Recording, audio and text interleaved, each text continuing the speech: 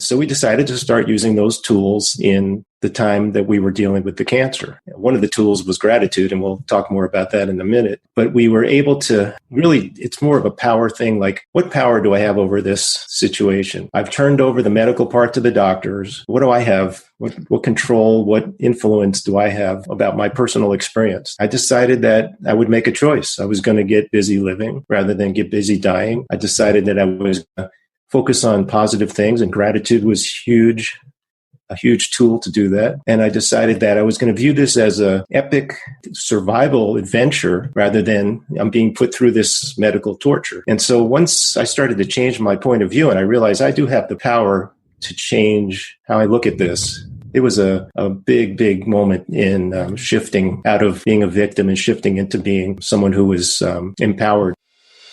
Stay connected to gratitude. Hit the follow button right now and join thousands of listeners tuning in each week. We're the Gratitude Seekers. Come join us.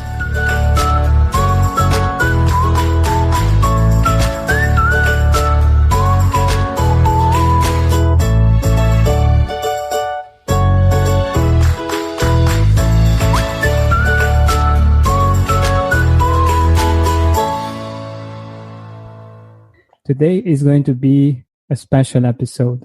I will have two amazing guests. One of them is David Dachinger and the other Tamara Green. And they are the co-founders of Loving Meditations and the international best-selling authors of their book, Live Calm with Cancer and Beyond. And I'm really happy to have them on because they have amazing stories and they have a lot to share with us concerning gratitude. They were actually working on a gratitude meditation for their app this week, so it's perfect timing.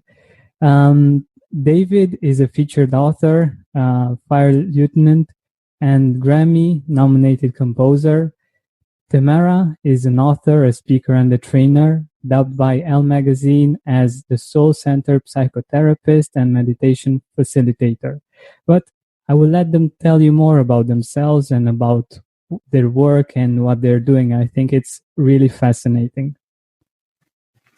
Well, thank you, Georgian. It's great to share this time and this space with you today. And we especially love that your focus is gratitude because it has been so huge in our journey, not only our whole life journey, but in particular, the journey that we're going to talk about more specifically in a little bit. We've been known each other for quite a long time, and our whole marriage has been a journey of ups and downs until we finally were in a place that the time was right and we were able to really do the marriage thing the way that we wanted to. So we're grateful for that every day. And I think gratitude is a big part of our daily practice in terms of how we look at the world and how we view things. It's really a point of view in a way. So this is just so right on. The topic is just something we love. Absolutely. I think we're doing the marriage thing really well. And gratitude is a huge part. It really is. It's a huge part. As you're going to hear more, it's a huge part of why our marriage just keeps growing and becoming more enriching and more loving. Yeah. This is beautiful. So, I really love the fact that you're doing this together and you're such a beautiful couple.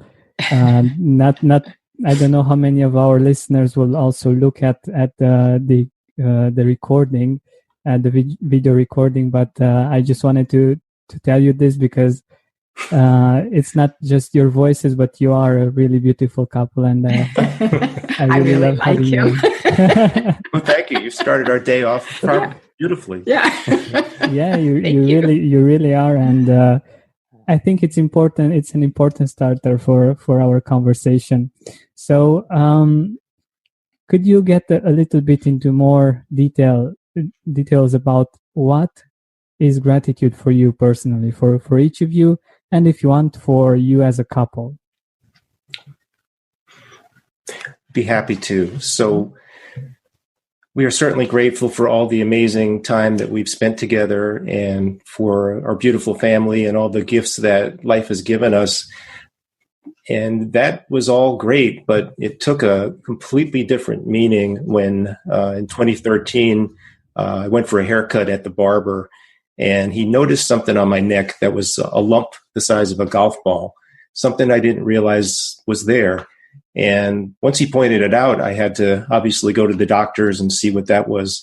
It started a journey of a bunch of different procedures and diagnosis to ultimately, a couple of weeks later, have us standing in front of a doctor who said these 5 words that just changed our lives. And that was, "You have stage 4 cancer." Wow. We were totally unprepared and totally devastated by that kind of information. So it took a little time to regroup and figure out, okay, how are we going to, work through this?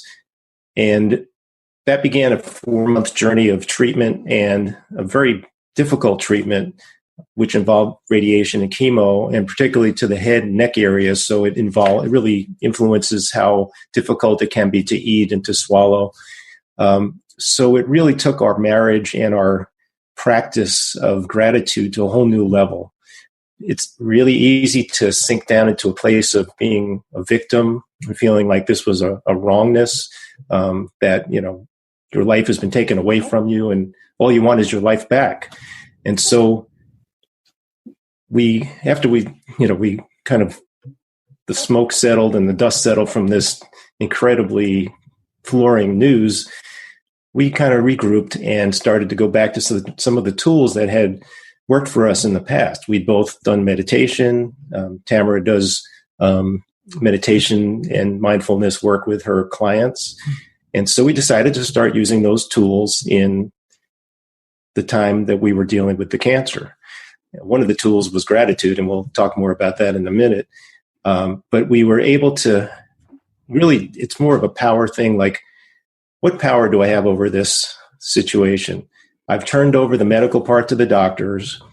What do I have? What control, what influence do I have now about my personal experience? I decided that I would make a choice. I was going to get busy living rather than get busy dying. I decided that I was going to focus on positive things, and gratitude was a huge tool to do that.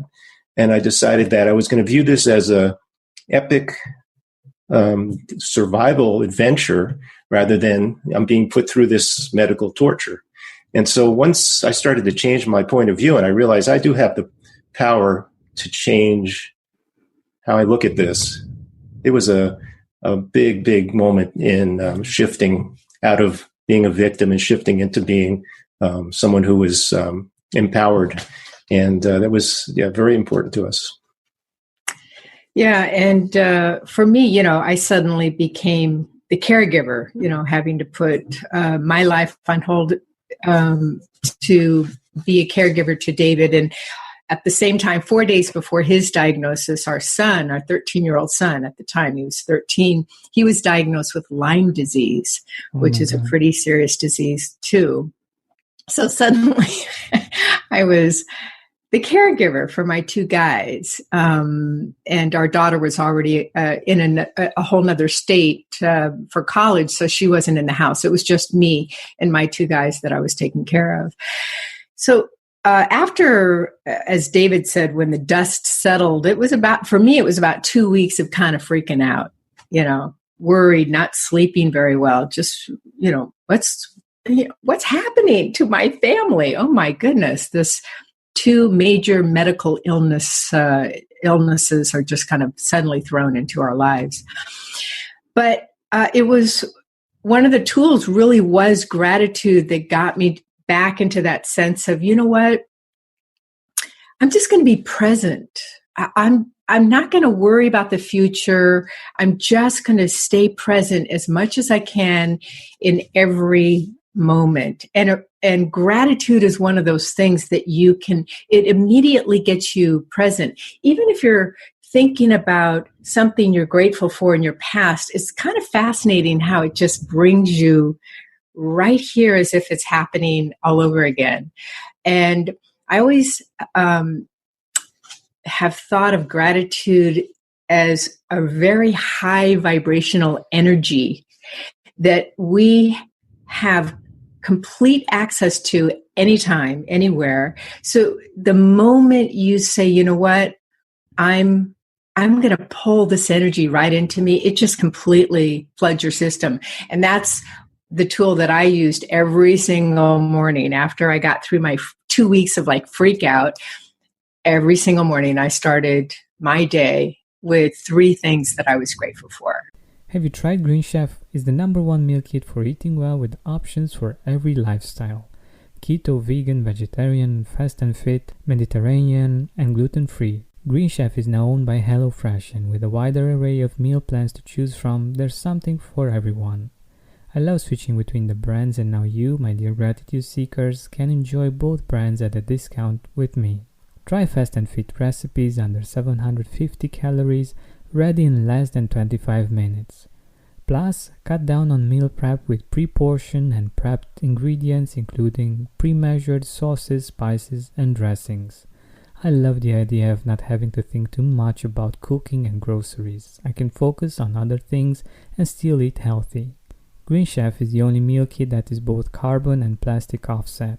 They offset 100% of their carbon footprint, as well as 100% of the plastic in every box. Go to greenchef.com/gratitude60 and use code gratitude60 to get 60% off plus free shipping. You heard that right. Go to greenchef.com/gratitude60 and use code gratitude60 to get 60% off plus free shipping. This podcast is sponsored by BetterHelp. Being aware of who we are is something that helps us in all of our decisions, to make sure we're aligned and on the path we truly desire.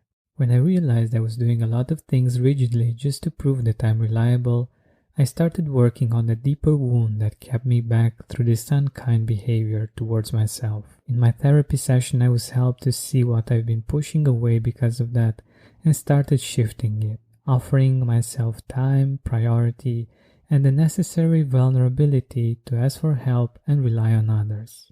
Therapy can help us find out new things about ourselves and free us from those things that don't help us anymore. Give BetterHelp a try. It's convenient, flexible, and suited to your schedule. Discover your potential with BetterHelp. Visit betterhelp.com/gratitude today to get 10% off your first month. That's BetterHelp, HELP.com/gratitude. And it really made a huge difference. It was a kind of a turning point in what the experience we were having. I can totally relate to this from a small point of view. Of course, I haven't been through what you've been through, but when things aren't very easy in our life, it brings perspective, and this has been my experience that usually we have the tendency to just focus on those things that aren't good, that aren't working, and when we manage to have this habit of being grateful, we at least see the whole picture, and we get to appreciate the things that are still working in our life, right? Absolutely. There's always something you can be grateful for. It doesn't matter what you're going through. Yeah. Exactly. And one more thing that I want to point out, and for me this is really beautiful. David, you look amazing. Like, you don't look like someone that has been through such an experience. I wouldn't have thought that you've been through that, and I'm really curious, how did you manage to do it?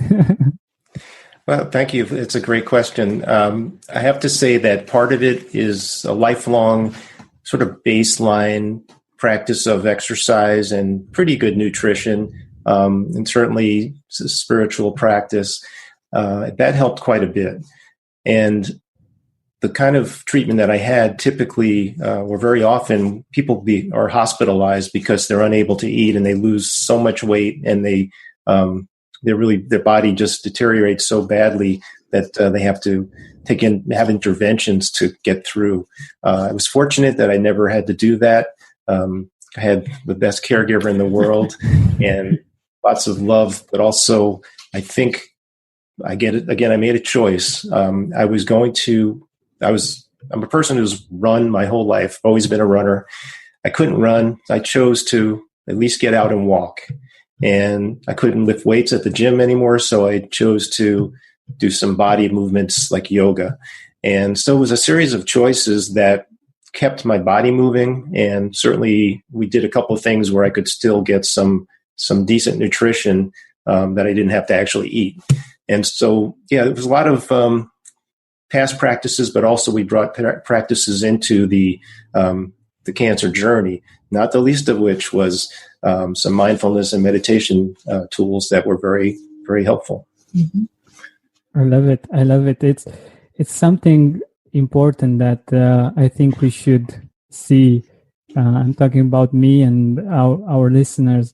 The fact that you were able to keep in shape, to keep in good shape, thanks to things that you did consistently. And that's why I always say that gratitude is most powerful when we do it consistently. And I urge my listeners all the time to make sure they make a habit out of it, even if it's not a big one. It's just so helpful, and it makes such a big difference. Yeah, you're right on with that, and it can be super easy. I typically, when I drive to the firehouse where I work, about 8 days a month. On my drive, I've got a lot of downtime, and that's the perfect time for me to do some gratitude. And I'll just go through a list that I've kind of built over the years of the things that I'm, basically thanking the universe for, or God, or angels, or whoever we think is, working behind the scenes to make all this great stuff happen. I'll just go through my list on my drive and thank them. And it's perfect use of time that otherwise, you'd be listening to the radio or, staring out the window. So yeah, it's a great tool that I've used. I love it. It's a great way of using time in which you wouldn't really do much, and it really puts you in a really good state for what's about to come.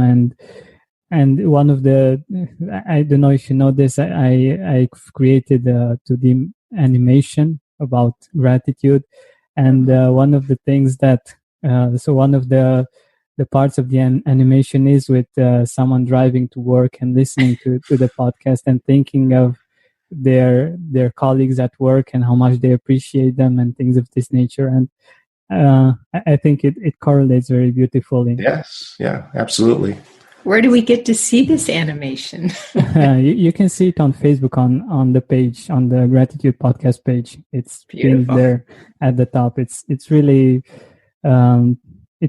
entertaining and helpful as well, in my opinion. So I'm really curious if you want to share with us when and how did you first discover gratitude, like really feeling it and really experiencing it, and not just the idea, the concept, but actually feeling it. Sure, I'll answer that one. Let's see. Boy, I don't know how many years ago it was. A number of years ago, at least 12, maybe even 15 years ago. Every morning I decided that I needed to make my spiritual practice a priority. So every morning I got up really early, anywhere between 4:35 a.m. And I would go into what I call it's the size of it used to be a closet. And I turned it into my little meditation room in the house. And I would go there every morning, and I would do anything from light a candle and just stare at it for an hour, or read prayers or recite prayers, to reading passages out of a book that really inspired me.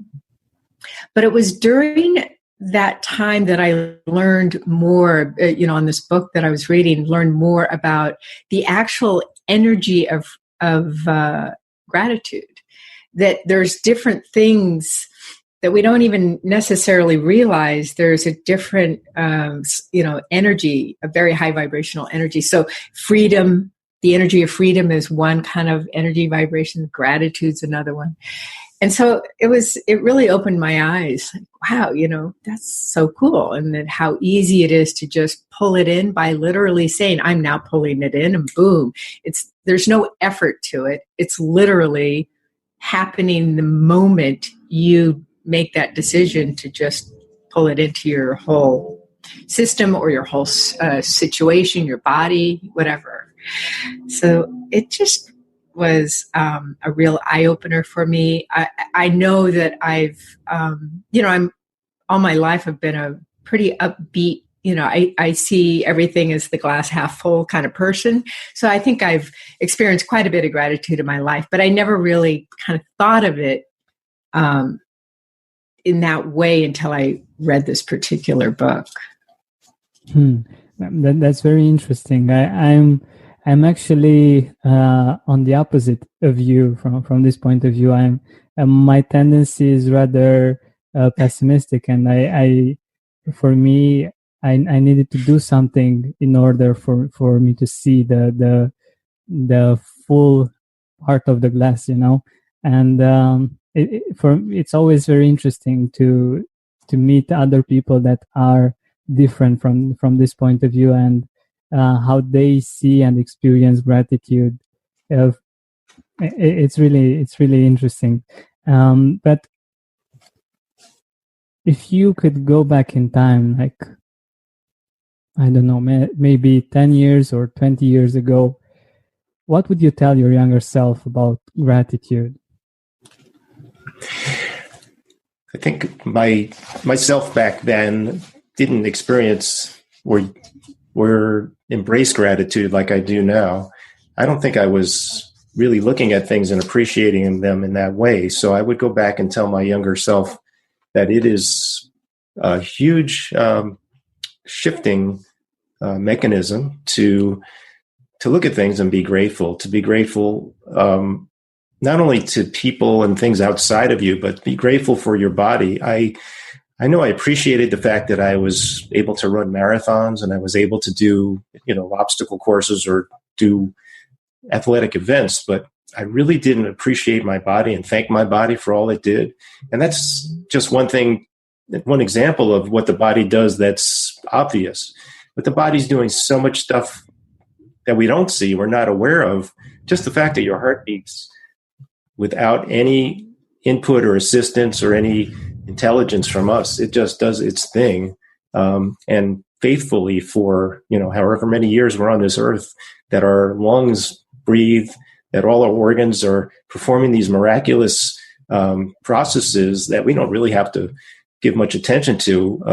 And we seldom think to appreciate our body and thank it for all it does.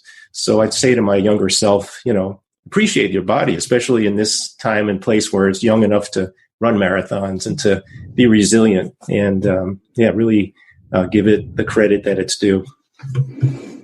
I can really relate to that, and it's always an interesting experience for me. For instance, when I get sick, like with the flu or something, when I'm sick and I realize how many things I'm actually able to do when I'm healthy, and I'm thinking, oh my God, if only I would be healthy, I would do so many things, and I would taste so many foods, and I would smell so many beautiful fragrances and things of that nature, because usually when I'm sick, I don't have any kind of taste and smell. And after that, it's really interesting how much I appreciate all of these things and how amazing it feels. And to just the smell of fresh air, for instance, is like, oh my God, I miss this so much. And we sometimes take these simple things for granted, and I'm sure that you really know how it is, and you can really be an inspiration for us from this point of view. But let us know a little bit more about your work and how it came to be.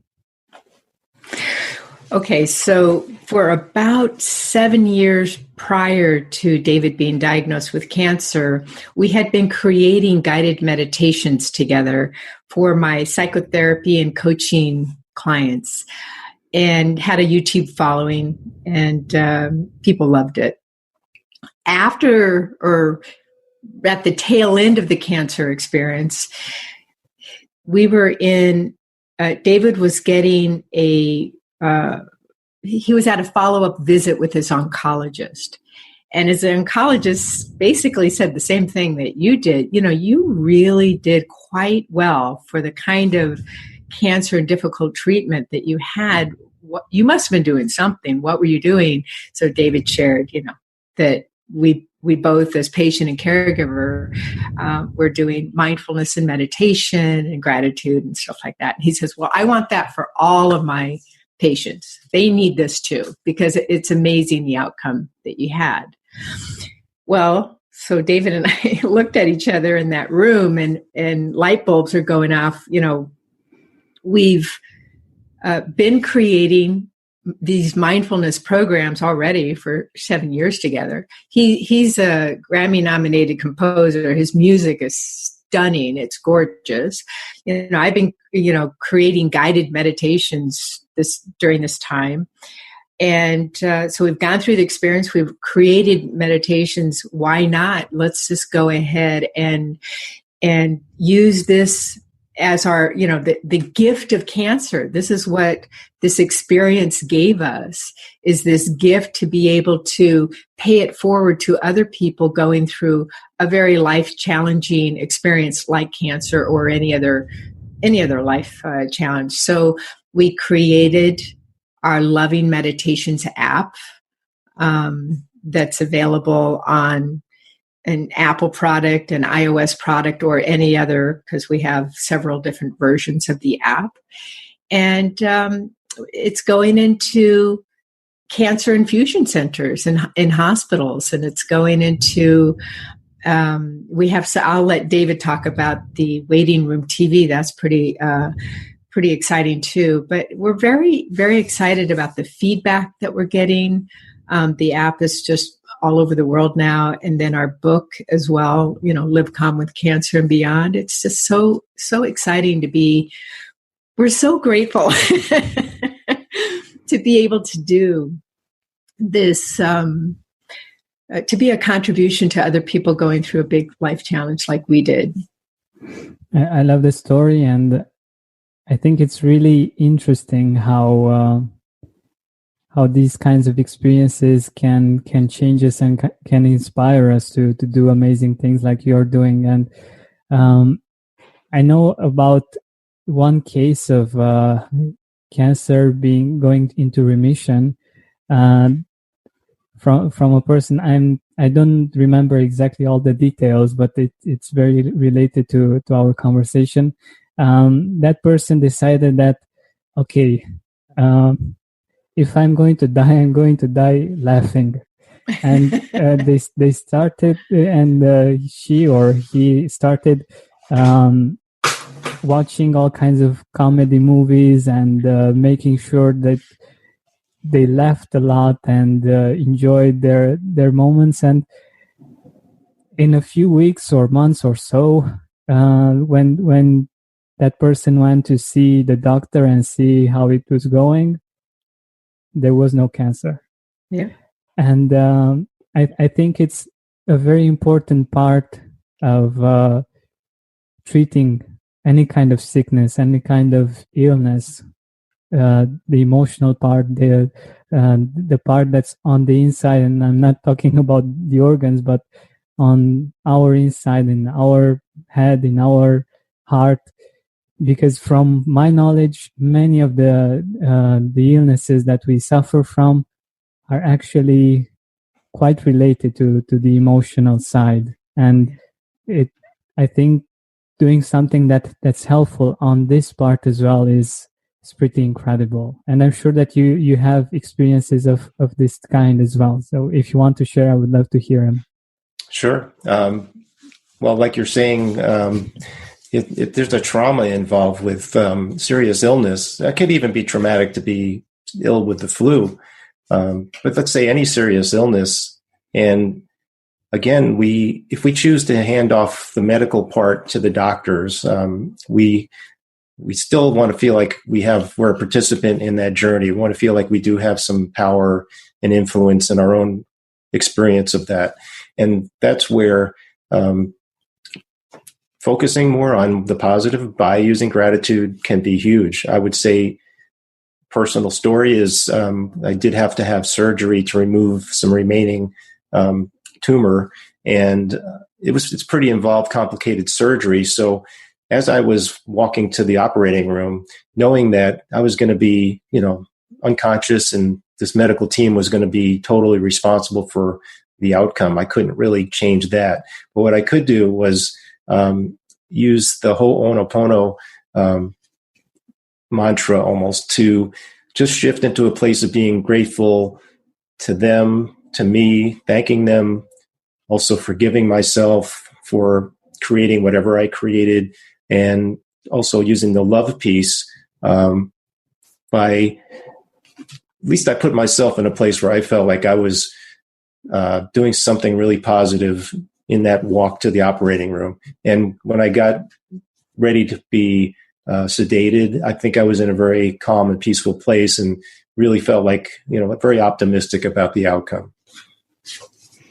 And so what the Ho'oponopono practice is, I'm sorry, please forgive me, thank you, I love you. And then you just keep repeating that. It's amazing what releases when you do. Yeah, I know about it, and I've used it as well. And I can tell, and from my own experience, it is very impactful. And there's a part that I think is very important that you mentioned, David. The fact that there is this part that you entrust the doctors with, but there is another part of the healing process that has to do with you and where you have the power. And there are times when, so I don't know from my own experience, but I know that there are times when people, if they don't have a positive attitude about that surgery or something related to this, like their treatment, it's really hard for that treatment or for that surgery to actually work and to do the thing that it intended to do. And I think this is an important part that we can contribute to actually healing ourselves. And it's what's beautiful about this is that it's actually helpful in healing emotions as well, and healing things that go deeper than the physical. And I think this is pretty amazing. So yeah, this is amazing work that you're doing, and I really love it. So can you tell us a little bit about how meditations usually go? How meditations go? You mean like in our app? Yeah. So how do people use the app? How do people experience the meditations? Sure. When I was in the infusion center receiving chemo, I would just put on my earbuds and listen to audio or watch a video. So what we did was, the app is really basically a way of delivering our meditations, which are video and audio and Tamara's voice guiding you, which basically put on the earbuds and find the meditation that you want and press play. We have a feature called the Advisor where it asks a series of questions. You can just swipe yes or no, and that will direct you to a meditation if you're feeling distressed and lonely or in pain or discomfort, those kinds of questions. It will direct you to a meditation, or we have them grouped by topic. So we have some for breath work and some for creating calm and some for recharging for caregivers. So it's broken down like that, and it's also directed towards patients and caregivers. So there's a lot of crossover in the meditations, but there are some specifically for the caregiver and some for the patient. And as Tamara said, it's on the App Store, and it's also, we have a web app version that works on any device. It's called Loving Meditations. Awesome. I really love this part, and I wanted to ask you about this, the fact that there are meditations for the caregiver as well, because I think it's such an important part of healing as well, to have someone that's positive and that's doing something to rebalance, because I'm sure it's really not an easy journey. And having a tool, having something to help us in this situation is really valuable. And I love this part, and I love the fact that you've thought about this as well. It's pretty amazing. Yeah, it's the caregiver is also going through a pretty big life challenge as well. So I can imagine. Yeah, so whether you're a patient or a caregiver, you can actually use mindfulness and meditation to turn it into a real time of self-discovery. Mm-hmm. So, or self-care, or even self-love. So that's wonderful. That's what we're all about. Keep pointing people in that direction. I love it. And what are the plans for the future for the app? You've mentioned it. You mentioned that it already is in some hospitals, right? Mm-hmm. Yes, and we are talking to other people. Yesterday, I went to the dentist to get my teeth cleaned, and the way our dentist has his office set up, or his exam room, there's a TV kind of like right over your head. And typically, they put on the news, or they put on a talk show or something, and I find that to be really stressful. If I'm going to have dental work done, I'd like to be relaxed. And we have this other product called Loving Meditations TV, which is designed for waiting rooms, for the doctor's waiting room. So people are getting calm instead of stressed, waiting for an MRI or for an exam or for talking to their doctor. But it's also perfect if you're in the dentist chair and getting your teeth work done. So that's one of our new areas that we're going to be moving into, is trying to calm people down during the dentist visit. That's wonderful. I can actually tell you an experience of my own regarding this. So I have been to a place where they had this calming meditation, calming music, meditational type of music. And I've been to another place where they have had like really bouncy music and things of this nature. And if I am to compare, it definitely made me feel much more at ease in the first situation, and much more relaxed, knowing that there is going to be a procedure or something done on me. And I'm usually calm as a person, and I'm really collected. But having that atmosphere was even more helpful. And comparing that with the news and things of this nature, and that's a whole nother level. So yeah, we cool. In addition to the music piece, we have calming images. Usually it's nature, but we have some, we do things with fractals that are very fascinating geometric shapes. And then we have what we call mindful messages, which are text that come on the screen that could be a quote, or it could be an interesting fact about how amazing the human body is, or how amazing the universe is. So they can just listen to the music if that's what they like, or they can watch the nature images, or they can watch everything, including the mindful messaging. So it's designed to kind of work for everybody, depending on what how much attention they want to pay to it. Yeah, this is wonderful. So getting back a little bit to gratitude, do you have people in your life that you're really, really grateful for, that have had or are having a really profound impact in your life, and you would like to mention them? My husband, David. I'm so grateful for him.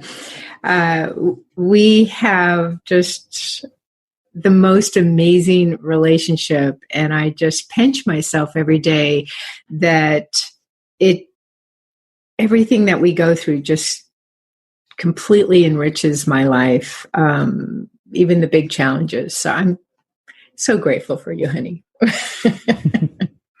And as am I grateful to Tamara, and for Tamara.